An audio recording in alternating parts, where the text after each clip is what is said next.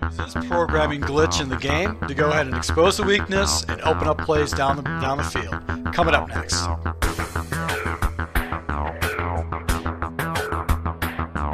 Full Game Prometheus, the only YouTuber that actually gives you full games of all the tips and skis I post on my channel. I'll show you the good, the bad, and the ugly. So guys, if you're new to my channel, make sure you hit the subscribe button, also that notification icon. I'm rolling out a full series of Philadelphia offense and defensive tips.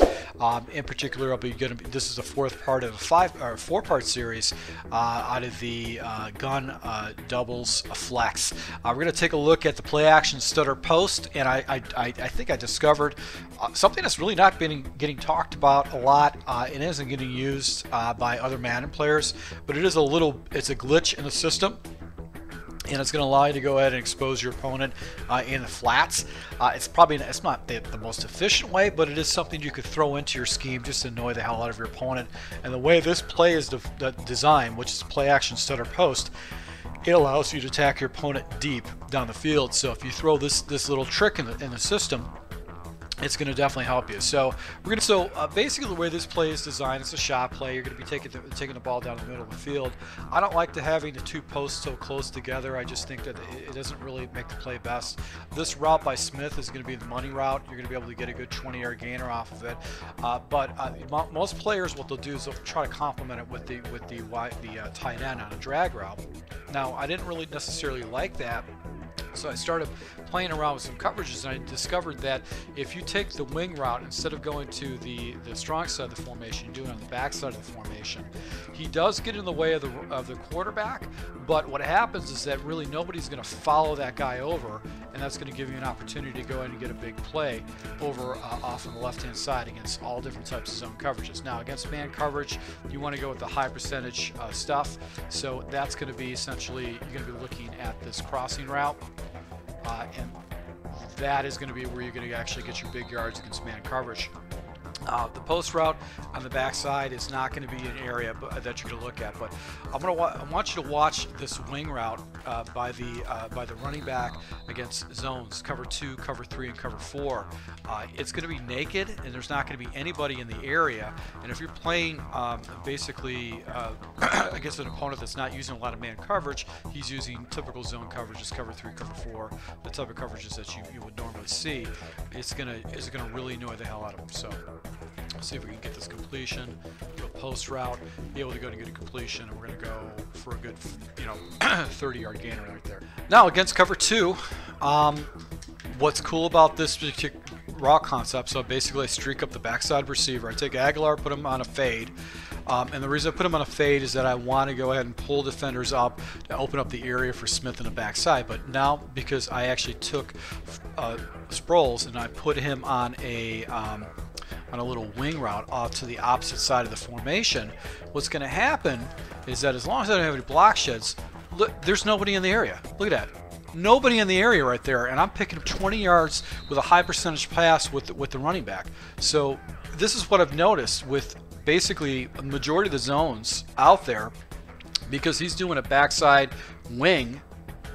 These guys just carry. They have no responsibilities whatsoever with that running back route. They don't even see it. He's going high.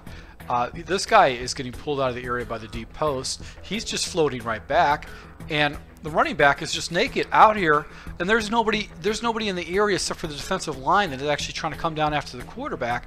I'm able to go ahead and pick up, look at this, 15 yards with a running back route out to the sideline. So this is an ideal thing to do when you need to move the ball down the field against your opponent, and he's in like a prevent defense. He's using cover 4 shells or whatever. It's an ideal thing to do against your opponent.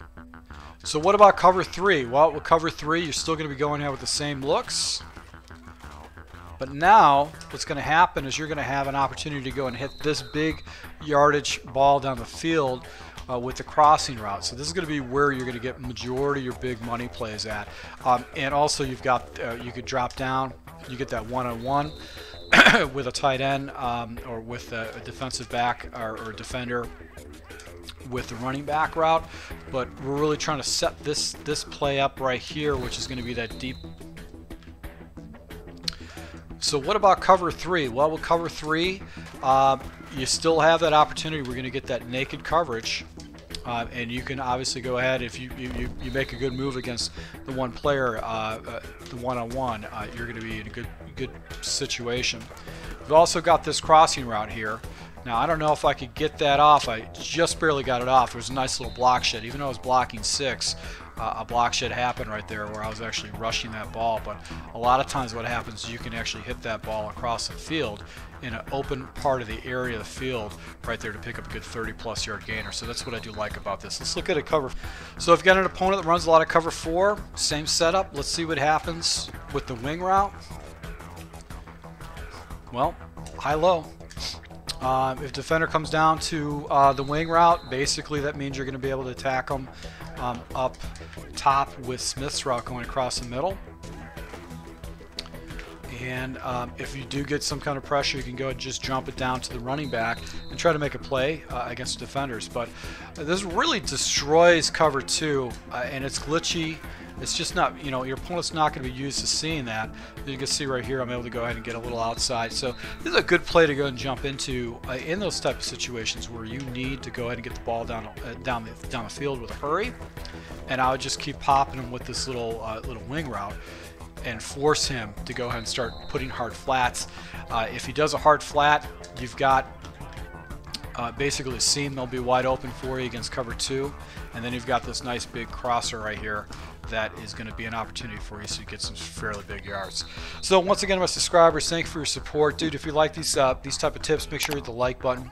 And I'm going to be rolling out more Philadelphia playbook, so I'll be rolling out the gun doubles flex week, and also be looking at the gun bunch open tight end, and then on my Patreon account, basically if you want more breakdowns, I'm going to be breaking down a couple more formations or 2 more formations, and then just a little mini scheme.